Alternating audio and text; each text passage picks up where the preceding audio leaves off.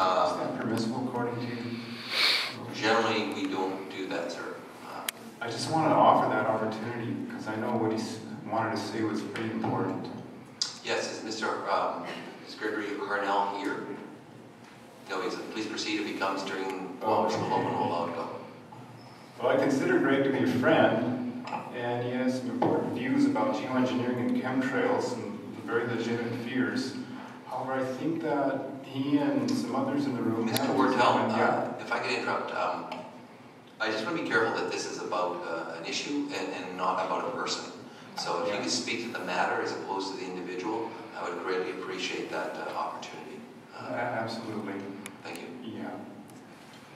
Geoengineering and chemtrail fears arise out of some concerns, some conspiracy theories that actually have roots in a long history that find gravity with anti-Semites, white supremacists, and Nazi sympathizers, as documented by President Jimmy Carter's friend's website in the last number of months.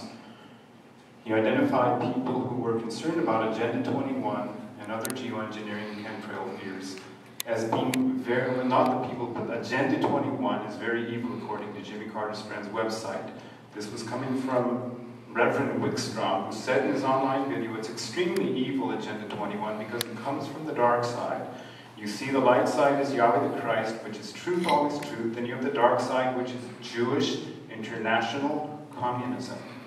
A few minutes later in the diatribe, Reverend Wickstrom, according to President Jimmy Carter's friend's website, doubled down and said Lenin was a Jew, Stalin had Jewish blood, all of them were Jews, and these are the same kind of Jews that are now screaming in your U.S. Senate and Congress to disarm the American people. Wickstrom concluded with dark tales of Jewish conspiracies that have inspired hate and violence for more than a century. Wickstrom is perhaps the most extreme ideologue linking Jews to Agenda 21. In 2004, he said he wanted to see Jews tied up, beaten to death with baseball bats, and thrown into wood chippers. His views are crystal clear, as are his warnings about what the UN Sustainability Agreement portends. This is from the article that you can read online, Agenda 21 of the Jews.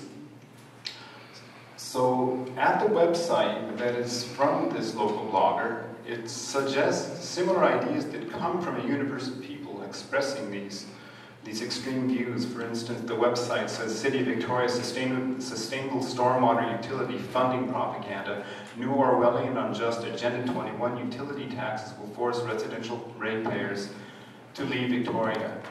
All of these have their roots in the Protocols of the Elders of Zion, which is the epitome of all Jewish conspiracies, published in English after its initial release in Russian in 1903, was later found to be a fabrication, and it has been the precursor to new anti-Semitic conspiracy theories about UN, quote, smart growth, unquote, plan called Agenda 21.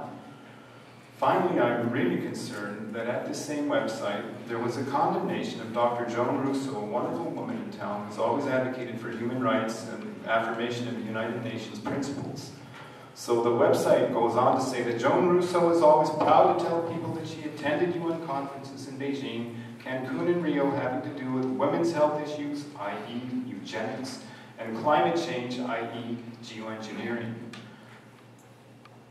So the same blogger goes on to conclude that apparently all benign contraceptive and so-called family planning programs pushed by the death culture, control freaks in the United Nations are actually eugenicists, anti-human racist depopulation pogroms at core, whether authoritarians in Green Liberal Conservative New Democrat Party Quebecois or any other globalist party wants to recognize them as such or not.